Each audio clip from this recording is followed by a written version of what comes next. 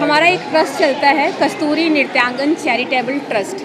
आज उसी ट्रस्ट के द्वारा हम यहाँ पे माता की चौकी और ढोली तारो ढोल, जो हमारे डांडिया महोत्सव का नाम है, आज हम यहाँ पे वही कर रहे हैं। और यहाँ पे मैं बताना चाहूँगी कि इस डांडिया महोत्सव में जो हमारे कस्तूरी विद्यालय के 100 बच्चे हैं जो हमारे यहाँ निःशुल्क डांस सीखते हैं, उनके लिए ये कार्यक्रम रखा गया है। उनकी बहुत सारी प्रस्तुतियाँ यहाँ पे, डांस है, गरबा है, माँ की स्तुति है, बहुत सारी चीज़ें हैं। उसके साथ साथ जो महिलाएं कस्तूरी से जुड़ी हैं, जो बहुत ज़रूरतमंद महिलाएं हैं, जो अपने घर से परेशान, कोई डिवोर्सी है, कोई घर से निकाल दी गई है, कोई किसी चीज़ से परेशान है, तो यहाँ पे 101 वैसी महिलाएं भी आई हैं जिनको हम यहाँ पे साड़ियाँ, सुहाग का, क्योंकि अभी नवरात्रि आने वाली है, छठ पूजा आने वाली है, तो उसके लिए हम उन लोगों को लाल साड़ी, सुहाग का सामान, खाना पीना सब कुछ यहाँ पे दे रहे हैं। और हमारा जो कस्तूरी विद्यालय है, ये हमारा रेगुलर चलता है। यहाँ पे बहुत सारी एक्टिविटीज़ हम बच्चों को देते हैं, महिलाओं को देते हैं, और यहाँ से इन लोगों को टैलेंट करके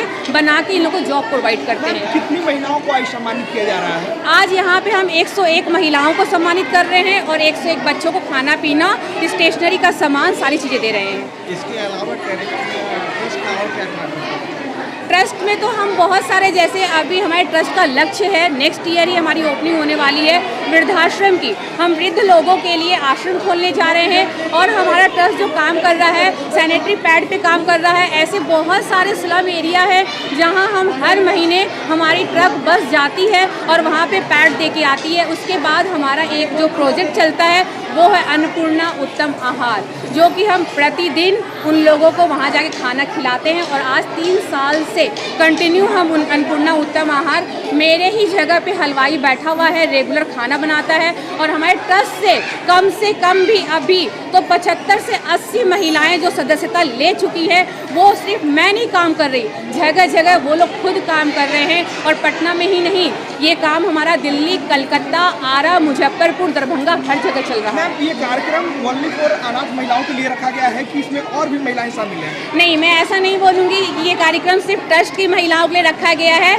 मैं जैसे कि अगर ट्रस्ट की महिलाओं के लिए रखा जाएगा ना, तो जो हम उनको बताएंगे वो उतना ही करेंगे, बहुत ज़्यादा मनोरंजन, बहुत सारी चीज़ें उनके अंदर लेके नहीं आएंगे। तो इसीलिए जो मेरी एक संस्था चलती है नृत्यांगन, मैं आज उन स्टूडेंट्स को भी यहाँ पे इन्वाइट की हूँ, सिर्फ इन लोगों के लिए कि अगर आप लोग बहुत अच्छे से करते हैं तो ये लोग और मोटिवेट होंगे और अच्छे से यहाँ पे इंजॉय करेंगे। इसलिए मैं अपने स्टूडेंट्स को ही बोली हूँ कि तुम लोग भी आओ इन लोग को मोटिवेट करने के लिए।